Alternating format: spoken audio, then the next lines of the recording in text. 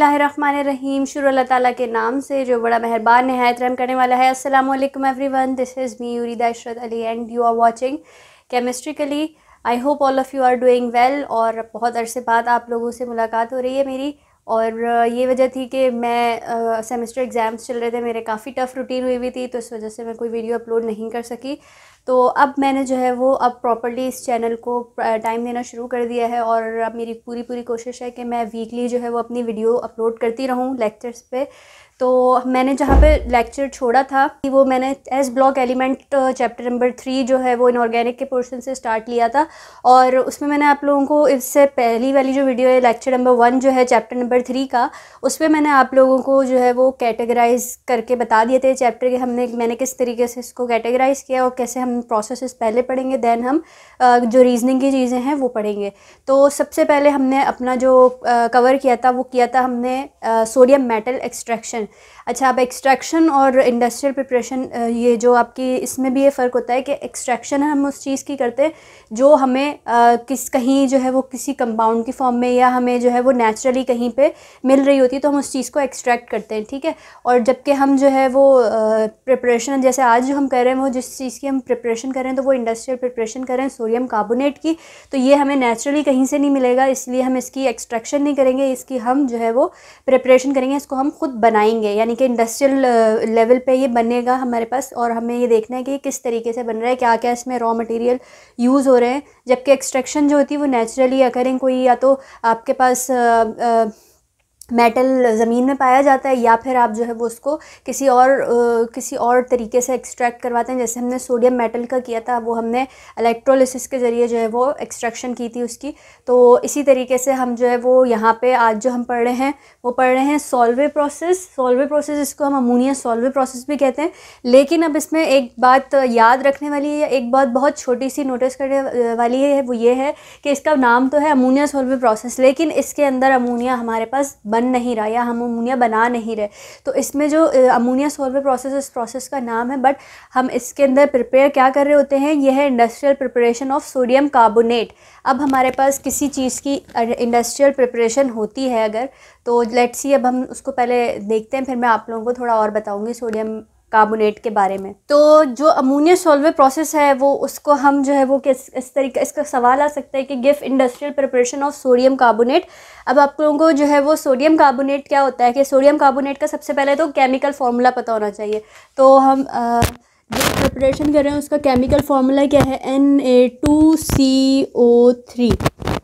ये जो है वो सोडियम कार्बोनेट का केमिकल फार्मूला होता है। अच्छा जी, अब हम जो है वो हमें ये जानना बहुत ज़रूरी है कि जब भी हम कोई चीज़ इंडस्ट्रियल लेवल पे बना रहे हैं तो इसका मतलब है कि वो बहुत ज़्यादा उसका यूजेज बहुत है, और हमें जो है ना वो तकरीबन मतलब डेली लाइफ में या हमें जो है वो मतलब हमारे लिए बहुत ज़रूरी है, यानी कि ह्यूमन लाइफ में कहीं ना कहीं उसकी इम्पोर्टेंस बहुत है, तभी हम उसे इंडस्ट्रियल लेवल पे प्रिपेयर करते हैं, ठीक है। तो अब इसका जो है वो सोडियम कार्बोनेट का जो है वो क्या यूजेज है तो सबको पता भी होगा, और मैं थोड़ा सा बता देती हूँ कि ये जो है वो क्लीनिंग पर्पस के लिए यूज़ होता है, ठीक है। और ये जो आपके डिटर्जेंट्स होते हैं यानी कि उसके अंदर भी ये यूज़ होता है, जो आपके सर्फ वगैरह होते हैं, तो ये वॉशिंग पर्पस में जो है वो हम इसका यूज़ होता है। तो ये जो है वो आपके जो वॉशिंग पाउडर होते हैं उनके अंदर जो है वो इसका काफ़ी यूज़ हो, तो ये हमारे पास वॉशिंग पर्पस के लिए यूज़ होता है, यानी कि क्लोथ्स वगैरह जब हम धोते हैं तो उसके लिए क्लीनिंग पर्पस के लिए बेसिकली हम इसका यूज़ करते हैं, ठीक है। और सोडियम कार्बोनेट जो होता है वो 2 तरह की फॉर्म्स में होता है। मतलब 2 तरह की फॉर्म्स किस तरह से होंगी, सोडियम कार्बोनेट जो है ना या तो वो होगा एनहाइड्रस और या फिर हमारे पास होगा। अच्छा जी, तो आप लोगों को सबसे पहले तो ये नाम से ही पता चल रहा होगा एनहाइड्रस, मतलब कि यहाँ पे वाटर बिल्कुल एब्सेंस है, वाटर का कोई मॉलिक्यूल अटैच नहीं होता, तो वो हमारे पास एनहाइड्रस होता है। और इसी एनहाइड्रस को जो है वो हम अनदर वर्ड में हम कहते हैं सोडा ऐश, सही। इसको हम अनदर वर्ड्स में कहेंगे सोडा ऐश, जो हमारे पास जिसमें कोई भी वाटर मॉलिक्यूल अटैच नहीं होगा। सिंपली उसका फार्मूला क्या होगा, Na2CO3, ठीक है। और जब हमारे पास जो है वो डेकाहाइड्रेटेड सोडियम कार्बोनेट, तो डेकाहाइड्रेटेड का मतलब ये है कि अब इसमें वाटर मॉलिक्यूल अटैच हो चुके हैं, तो वाटर मॉलिक्यूल जब अटैच हो जाते हैं इसके अंदर तो हम जो है वो इसका नाम कर देते हैं वॉशिंग सोडा, तो ये हमारे पास अब जो हमारे पास बनेगा वो हमारे पास क्या कहलाएगा, जब वाटर मॉलिक्यूल अटैच हो जाते हैं 10H2O तो ये हमारे पास वॉशिंग सोडा बन जाता है। ठीक है, तो बेसिकली जो हम प्रिपरेशन कर रहे हैं वो सोडियम कार्बोनेट की तो है, लेकिन कौन से वाले की कर रहे हैं, हम वॉशिंग सोडा की कर रहे हैं। ठीक है, तो ये हम जो है वो इंडस्ट्रियल लेवल पे ये हम प्रिपेयर करते हैं, तभी ये जो है ना वो हमारे आगे जो है वो सर्फ वगैरह में या आगे जो है वो दूसरी कंपनीज़ में जहाँ पे ये जो है डिटर्जेंट्स वगैरह बनते हैं वहाँ पे जो है वो एज अ रॉ मटेरियल भी मतलब भेजा जाता होगा या जो भी आप कह लें। ठीक है, तो ये उन इंडस्ट्रीज़ में यूज़ होता है और इसलिए हम इसकी इंडस्ट्रियल प्रिपरेशन करते हैं, क्योंकि आपको पता है क्लीनिंग बहुत ज़्यादा ज़रूरी है और जो है वो क्लीनिंग पर्पस के लिए जब ये यूज़ हो रहा है तो ये डेफ़िनेटली जो है सब चीज़ों में जो है वो इसकी बहुत डेली यूजेज बहुत ज़्यादा है, तो तभी ये जो है हम इसको बनाते हैं इंडस्ट्रियल स्केल पे। ठीक है, तो अब हम देखते हैं प्रोसेस की फ्लो शीट डायग्राम को देखते हैं, उसको समझते हैं और फिर हम प्रोसेस याद करेंगे।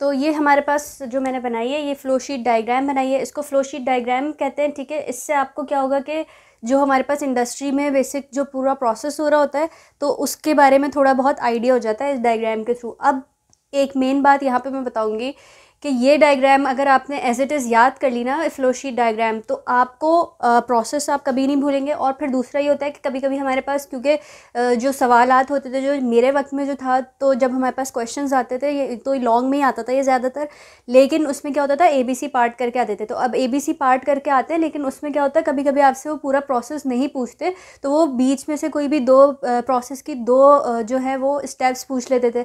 लेकिन अब आपको कन्फ्यूजन होगी कि अगर आप कैसे, तो आपने अगर ये डायग्राम इसको डायग्राम के साथ याद किया हुआ है, डायग्राम पहले आपने अपने जहन में बनाई हुई है या आपने जहन में याद रखी हुई है, तो आपको खुद ब खुद वो दो स्टेप्स या आपको कहीं से भी वो पूछेंगे तो आपको जल्दी से ये डायग्राम आप रफली भी ड्रॉ कर सकते हैं, आपको फ़ौरन याद आ जाएंगे कि वो दो स्टेप्स जो थे हमारे पास फोर्थ फिफ्थ वो कहाँ हो रहे थे, कैसे हो रहे थे।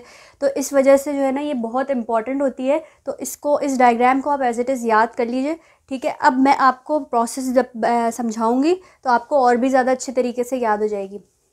सबसे पहले आप यहाँ पे देखिए नंबर 1 स्टेप, जो नंबर फर्स्ट स्टेप है कि हमारे पास स्टार्ट कहाँ से हो रहा है। अच्छा, स्टार्ट होने के लिए हमारे पास हमें जो है वो जाहिर सी बात है कि हम जब कोई भी प्रोसेस कर रहे हैं तो हमें उसके लिए रॉ मटेरियल चाहिए। हम कोई भी चीज़ प्रिपेयर कर रहे होते हैं तो हमें उसके लिए रॉ मटेरियल चाहिए होता है। ठीक है, तो रॉ मटेरियल के अंदर हमारे पास इस सॉल्वे प्रोसेस में हमारे पास जो है वो क्या चीज़ें होती हैं। तो नंबर 1 जो मेन इम्पॉर्टेंट चीज़ है वो होता है हमारे पास ब्राइन सोल्यूशन। अच्छा, ब्राइन किसको कहते हैं, जो हमारे पास सैचुरेटेड सॉल्यूशन ऑफ NaCl होता है वो हमारे पास ब्राइन कहलाता है। ठीक है, ये अक्सर लोगों को पता भी होगा और जिसको नहीं पता वो मैं बता देती हूँ यहाँ पे, सैचुरेटेड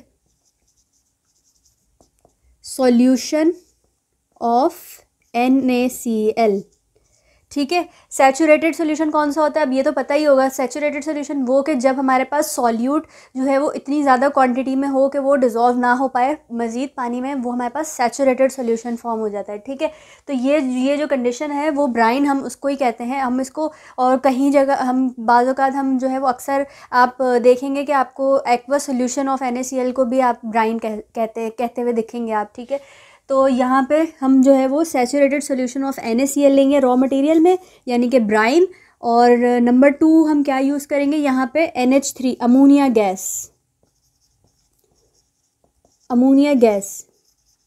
बट ये जो अमोनिया गैस है ना वो आप वन टाइम यूज़ करेंगे। एक बार जब ये प्रोसेस स्टार्ट हो जाएगा तभी आपको जो है वो इसकी स्टार्ट में ही रिक्वायरमेंट होगी। अदरवाइज़ जब आपके पास ये प्रोसेस हो रहा होता है ना तो फिर एक अमोनिया रिकवरी टावर आता है, वहाँ पे आपके पास दोबारा अमोनिया जो है वो अमोनिया गैस रिकवर हो रही होती है और वो अमोनिया गैस जो है वो यहाँ पे जो है अमोनिया एब्जॉर्बर में एंटर हो रही होती है। तो आपको फ़र्स्ट टाइम के लिए प्रोसेस को स्टार्टअप के लिए जो है वो आपको अमोनिया रिक्वायर्ड होती है। अदरवाइज़ आपके पास अमोनिया इस प्रोसेस में खुद ब खुद जनरेट हो रही होती है। ठीक है, तो ये बहुत ज़्यादा कहना चाहिए कि आपको चीप प्रोसेस पड़ता है, बहुत ज़्यादा ये इकोनॉमिकल है।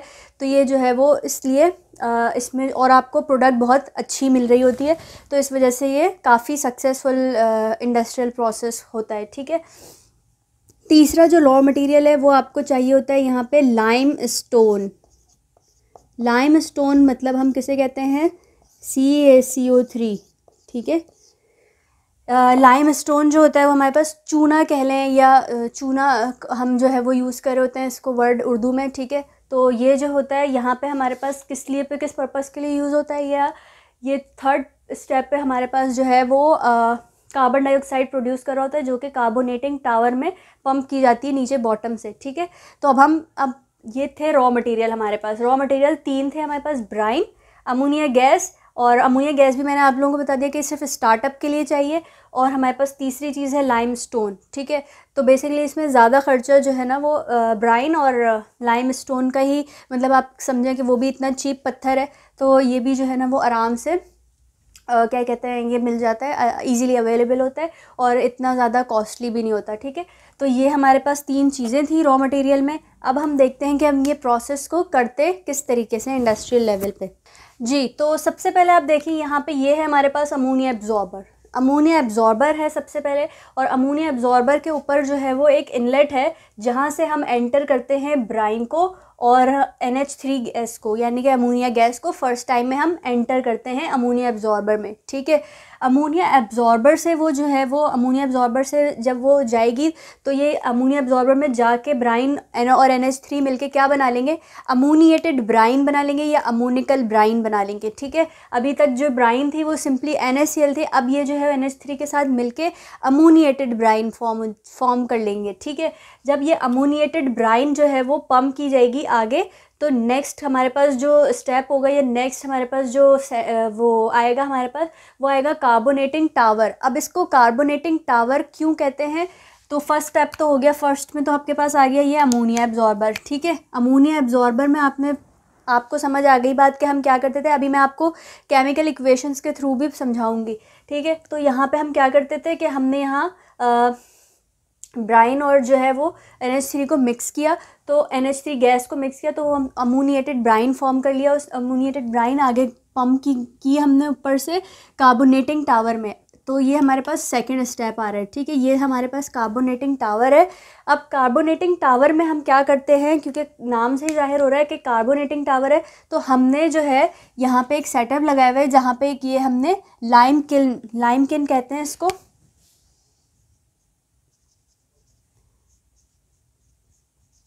लाइम किन कहते हैं। ठीक है, लाइम किन में हम क्या करेंगे कि CaCO3 डालेंगे और नीचे वाटर होता है, ये इस टब में जो होता है वो वाटर होता है। ठीक है, तो जब हम ये लेते हैं तो हमारे पास जो है वो CaCO3 कन्वर्ट हो जाती है किसमें, कार्बन डाइऑक्साइड गैस में, और जब ये नीचे उसमें टब में जो आ रहा होता है वो हमारे पास कैल्शियम हाइड्रोक्साइड बन के, यानी कि इसको हम कहते हैं स्लेग्ड लाइम। ये हमारे पास जो है वो स्लेग्ड लाइम की फॉर्म में यहाँ पे जमा होता है। ठीक है, तो ये हमारे पास स्लेग लाइम बेफ की फॉर्म में यहाँ जमा हो रहा होता है, और यहाँ पे जो कार्बन डाइऑक्साइड गैस जनरेट हो रही होती है उसको हम पंप कर देते हैं कार्बोनेटिंग टावर में बॉटम साइड से। ठीक है, टॉप से हमारे पास अमोनिएटेड ब्राइन आ रही है और बॉटम से हम क्या कर रहे हैं, हम कार्बन डाइऑक्साइड गैस को पंप कर रहे हैं। ठीक है, तो ये जब आपस में दोनों मिक्सअप हो जाएंगे तो ये हमारे पास जो नेक्स्ट प्रोडक्ट हमारे पास फॉर्म हो जाएगी, और वो प्रोडक्ट हमारे पास फिर कहाँ चली जाती है, वैक्यूम फ़िल्टर में चली जाती है। अब जो हमारे पास प्रोडक्ट फॉर्म हुई है वो हुई है हमारे पास NH4 ammoniated bicarbonate, ammonium bicarbonate. ठीक है, अमोनियम बाइकार्बोनेट फॉर्म होता है तो हमारे पास वो चला जाएगा वैक्यूम फ़िल्टर में। वैक्यूम फ़िल्टर का काम क्या होता है कि वो NH4Cl जो हमारे पास NaCl पूरा जो ब्राइन के साथ बनता हुआ आ रहा है, ठीक है, तो NH4Cl जो है वो उसको सेपरेट कर देता है वैक्यूम फ़िल्टर। और जो हमारे पास सोडियम जो हमारे पास अमोनिएटेड क्या कहते हैं अमोनियम बाइकार्बोनेट होता था, उसको वो कन्वर्ट कर देता है सोडियम बाइकार्बोनेट में, ठीक है। तो इस फ़िल्टर का ये काम होता है। तो ये जो है वैक्यूम फ़िल्टर यहाँ पे दो चीज़ें हमारे पास अलग कर देता है। ये हमारे पास NH4Cl, तो हमारे पास ये कहाँ चला जाता है फ़िल्टर होके NH4Cl अमोनिया रिकवरी टावर में। यहाँ पे NH4Cl दोबारा से कन्वर्ट हो जाता है NH3 यानी कि अमोनिया गैस में। और उसके बाद जो है वो ये दोबारा से ये अमोनिया गैस का कनेक्शन हमने कहाँ पे किया हुआ है, अमोनिया एब्जॉर्बर में। और यहाँ से हम ब्राइन ऐड करते रहते हैं। तो मैंने आपको जैसे बताया था कि हमारे पास जो है वो फर्स्ट स्टेप में ही सिर्फ हमें स्टार्टअप के लिए ही हमें जो है वो अमोनिया गैस रिक्वायर्ड होती है। अदरवाइज़ यहाँ पे दोबारा से अमोनिया रिकवरी टावर में ये रीजनरेट होती है और हम जो है वो इसको यहाँ से कनेक्ट कर देते हैं। दैन वो दोबारा से ब्राइन के साथ मिलके जो है वो प्रोसेस कंटिन्यू रहता है, ठीक है। तो वैक्यूम फ़िल्टर का काम क्या है कि यहाँ पे दो चीज़ें सेपरेट हो गई। कौन कौन सी चीज़ें हो गई हमारे पास? एक तो हो गया जो हमारे पास मैंने बताया था कार्बोनेटिंग टावर में क्या होगा, NH4HCO3 अमोनियम बाइकार्बोनेट बनेगा, ठीक है। तो NH4HCO3 के साथ NaCl भी यहाँ पे मौजूद होगा। ज़ाहिर है ब्राइन तो हम लेते हुए आ रहे हैं ना सॉल्यूशन पीछे से, ठीक है। तो NaCl भी यहाँ पे मौजूद होगा। अब ये वैक्यूम फ़िल्टर यहाँ पे क्या कराएगा, वैक्यूम फ़िल्टर जो है वो फ़िल्टर कर देगा, ये कन्वर्ट हो जाएगा NaHCO3 में। और यहाँ पे जो हमारे पास दूसरी चीज़ है वो सेपरेट हो जाएगी NH4Cl में, ठीक है। तो ये NH4Cl को पंप कर देगा कहाँ, अमोनिया रिकवरी टावर में। और जो हमारे पास NaH यानी कि सोडियम बाइकार्बोनेट है वो चला जाएगा आगे मज़ीद कैल्सिनर में। कैल्सिनर में क्या होगा, कैल्सिनेशन होगी। अच्छा, अब कैल्सिनर में आप लोगों को बता देती हूँ कि क्या होता है। जब भी हमारे पास बर्निंग होती है, ठीक है, in the absence of air, हम कोई किसी भी चीज़ की बर्निंग करें, ठीक है, या ब्रेकिंग हो रही होती है उसमें in the absence of air, तो वो कहलाती है हमारे पास कैल्सिनर। और ये कैल्सिनर हम क्यों कहते हैं इसको, फॉर इनऑर्गेनिक कंपाउंड के लिए, फॉर इनऑर्गेनिक कंपाउंड के लिए। और अगर हमारे पास यहाँ पे कोई ऑर्गेनिक कंपाउंड होता तो हम इसी टर्म को किस में चेंज कर देते, इसी टर्म को हम चेंज कर देते क्रैकिंग में, ठीक है। कोई भी अगर हमारे पास ऑर्गेनिक कंपाउंड होता तो हम उसको इस टर्म को चेंज कर देते क्रैकिंग में। अब यहाँ पे हमारे पास क्योंकि हम इनऑर्गेनिक यानी कि सोडियम कार्बोनेट की प्रिपरेशन कर रहे थे तो हमने कैल्सिनर को फॉर इनऑर्गेनिक कंपाउंड के लिए हम क्या वर्ड यूज़ करते हैं, कैल्सिनर। और मैंने आपको बताया कैल्सिनर का क्या काम होता है कि कभी भी हमारे पास इन दी for burning purpose in the absence of air जो हम यूज़ करते हैं वो हम कैल्सिनर कहते हैं उसको, और उसको उस प्रोसेस को कहते हैं कैल्सिनेशन, ठीक है। तो हमारे पास कैल्सिनर में जाके इसको 1500 डिग्री सेंटीग्रेड का टेम्परेचर हम इसको प्रोवाइड करते हैं।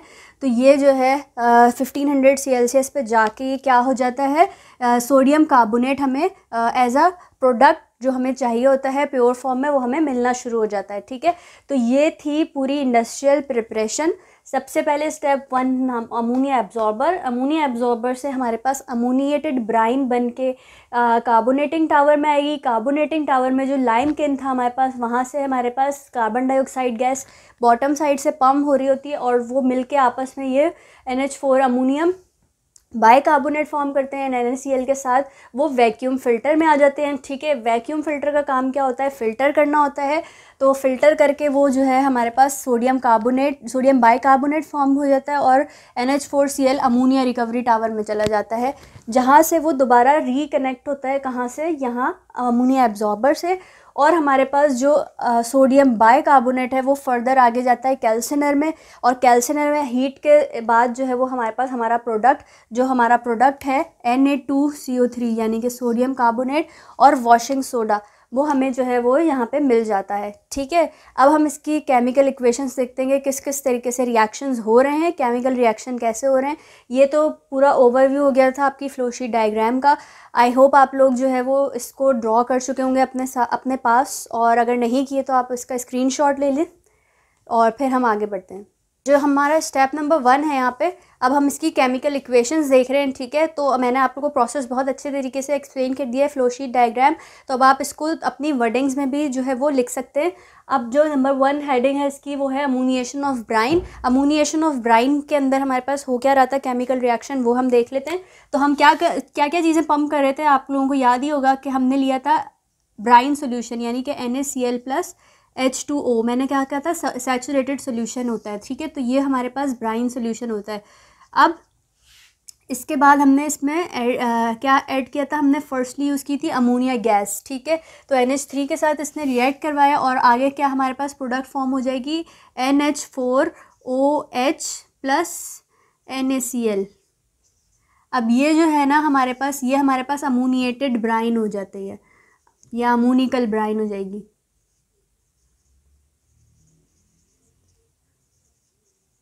अमोनिएटेड ब्राइन या अमोनिकल ब्राइन इसको हम कहते हैं, ठीक है। तो ये हो गया स्टेप नंबर 1। स्टेप नंबर 1 में जो हमारे पास केमिकल रिएक्शन हो रहा है वो ये रहा, ठीक है। क्या ले रहे हैं हम, सैचुरेटेड सोल्यूशन ऑफ ब्राइन या सैचुरेटेड सोल्यूशन ऑफ NaCl। उसके बाद हम NH3 उसमें गैस यूज़ करते हैं और हम वो कंबाइन होकर अमोनिया एब्जॉर्बर में क्या बनाती है, NH4OH एंड NaCl, ठीक है। नेक्स्ट स्टेप में चलते हैं हम। नेक्स्ट स्टेप है हमारे पास स्टेप नंबर 2, जिसका हमारे पास हम क्या बोलेंगे कि कार्बोनेशन हो रही है। कार्बोनेशन हो रहा है, ठीक है। तो कार्बोनेशन में क्या होता है, ये कहाँ पे हो रहा होता है, ठीक है। आपको पता है it is carried out in carbonating tower. तो हम कार्बोनेटिंग टावर में होते थे। अब यहाँ पे मसला ये है कि कार्बोनेटिंग टावर जो है वो दो तरीके के उसमें रिएक्शंस हो रहे हैं। एक तो होगा रिएक्शन जहाँ से कार्बन डाइऑक्साइड जनरेट होती है, ठीक है। तो रिएक्शन इन लाइम किन, जो मैंने आपको बताया था कि वो लाइम किन में हमारे पास जो है वो सोडियम का वो कैल्शियम कार्बोनेट हम डाल रहे होते हैं और नीचे स्लेग लाइम हमारे पास आ रहा होता है प्रोडक्ट में, और जो है वो क्या कहते हैं कार्बन डाइऑक्साइड जनरेट हो रही होती है। तो रिएक्शन इन लाइम किन होता है। और दूसरा रिएक्शन क्या होता है उसमें, रिएक्शन इन कार्बोनेटिंग टावर। तो ये दो रिएक्शंस हम पढ़ते हैं इसमें, रिएक्शन इन कार्बोनेटिंग टावर। तो पहले तो हमारे पास जनरेट होगी कार्बन डाइऑक्साइड गैस, देन ही तो वो कार्बोनेटिंग टावर में पंप कर रहे थे हम नीचे से, ठीक है, बॉटम साइड से। तो इसलिए हमने ये नीचे रखा है। तो यहाँ पे दो रिएक्शंस हो रहे हैं हमारे पास। रिएक्शन जो लाइम किन में होता है, जो मैंने आपको एक दफ़ा यहाँ पे ड्रॉ करके बना देती हूँ मैं, ये था। हम इसके अंदर क्या यूज़ कर रहे थे, CaCO3 डाल रहे थे और यहाँ पे प्रोड्यूस हो रही थी कार्बन डाइऑक्साइड गैस, जो कि कार्बोनेटिंग टावर में नीचे से बॉटम से पंप की जा रही थी, ठीक है। बॉटम से पंप की जा रही थी और नीचे इसके क्या रखा हुआ था, वाटर रखा हुआ था। तो ये वाटर में जो है क्या आ रहा था, CaO, जिसके बाद वो कंबाइन होकर फॉर्म कर रहा था स्लेग लाइम, ठीक है। स्लेग लाइम बन रही थी। अब हम क्या करेंगे, यहाँ पे क्या हो रहा था, सबसे पहले हम लेंगे CaCO3, जिसको हम हीट कर रहे थे जब, तो ये हमारे पास कन्वर्ट हो रहा था CO2 प्लस CaO में, ठीक है, कैल्शियम ऑक्साइड में, ठीक है। अब हम ये कैल्शियम ऑक्साइड फर्दर जब नीचे जाके ये रिएक्ट करवा रही थी किससे, वाटर के साथ, तो ये फॉर्म कन्वर्ट किस में हो रही थी, कैल्शियम हाइड्रो ऑक्साइड में। कैल्शियम हाइड्रो ऑक्साइड जिसको हम कहते हैं स्लेग लाइम, स्लेग लाइम में फॉर्म हो रहा था, ठीक है। अच्छा, अब हमें मेन काम किसका था, हमें CO2 गैस का था, जो कि हम पंप करवा रहे थे कार्बोनेटिंग टावर में। तो अब हम उसका रिएक्शन लिखेंगे कि कार्बोनेटिंग टावर में वो कैसे रिएक्ट कर रही थी। तो आपने देखा यहाँ पे प्रोडक्ट हमारे पास क्या बन रहा था, NH4OH प्लस, हम अब इसमें से जो हमारे पास कार्बन डाइऑक्साइड आएगी वो लेंगे, कार्बन डाइऑक्साइड जो हम पंप कर रहे थे यहाँ पे बॉटम से, ठीक है। तो ये कंबाइन होकर हमारे पास क्या बन जाएगा, NH4HCO3, ठीक है। Sodium ammonium bicarbonate, ammonium bicarbonate हमारे पास आ रहा था, ठीक है। अब ये अमोनियम बाइकार्बोनेट हम कहाँ पे फर्दर हमारे पास जा रहा था, ये वैक्यूम फ़िल्टर में जा रहा था। ये वैक्यूम फ़िल्टर में जा रहा था, वहाँ पे फ़िल्टर हो रही थी चीज़। और वो फ़िल्टर क्यों हो रही थी चीज़, तो आपको याद होगा हम यहाँ पे मुसलसल NaCl जो है वो यूज़ कर रहे हैं। तो ये हमारे पास ऐसे ही फॉर्म में नहीं होगा, ये हमेशा ये हमारे पास NaCl के साथ मिक्सअप था, ठीक है। तो अब हम जो इसका नेक्स्ट रिएक्शन लिखेंगे वो ये लिखेंगे, NH4HCO3 प्लस NaCl, और ये बन जाएगा हमारे पास NaHCO3 प्लस NH4Cl।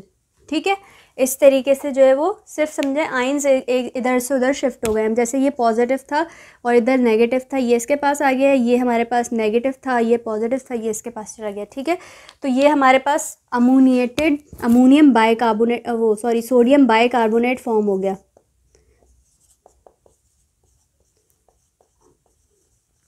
अब इसके बाद हमने लास्ट स्टेप में क्या किया था, जो हमारे पास स्टेप नंबर ये हो गया, step number 3, vacuum filtration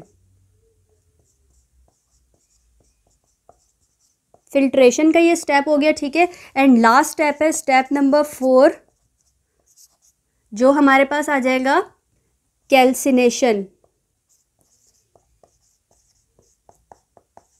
calcination में क्या होता है हमारे पास, कैल्सिनेशन में हमने क्या किया था कि ये वाला जो प्रोडक्ट था सोडियम बाइकार्बोनेट NaHCO3, इसको हमने हीट करवाया था, 1500 डिग्री सेंटीग्रेड का टेम्परेचर दिया था, और ये कन्वर्ट हो गया था किस में, Na2CO3 plus CO2 gas and H2O। ठीक है, इसमें कन्वर्ट हो रहा था ये। तो ये थी हमारे पास सोडा ऐश। अच्छा, अब इसको क्योंकि ये जो है इसके साथ कोई भी वाटर मॉलिक्यूल अटैच नहीं है, तो जब तक इसके साथ वाटर मॉलिक्यूल अटैच नहीं है इसको हम कहेंगे सोडा ऐश, और जैसे ही इसके साथ कोई भी वाटर का मॉलिक्यूल अटैच हो जाता है तो फिर ये वॉशिंग सोडा बन जाएगा। ठीक है, तो ये था हमारे पास आज की जो industrial preparation of sodium carbonate और ammonia Solvay process. And I hope आप लोगों को बहुत अच्छी तरीके से समझ आया होगा ये प्रोसेस, और आप लोग जो है वो अगर इसमें कोई भी किसी किस्म की फिर भी परेशानी है तो आप अपने कमेंट्स के ज़रिए मुझसे पूछ सकते हैं। ठीक है, मैं नेक्स्ट वीडियो में मिलूँगी नेक्स्ट प्रोसेस के साथ, यानी कि वो हमारा कास्टर केल्नर सेल है सोडियम हाइड्रोक्साइड की प्रिपरेशन में। टिल देन अपना बहुत ख्याल रखिए, दुआओं में याद रखिएगा। अल्लाह हाफ़िज़।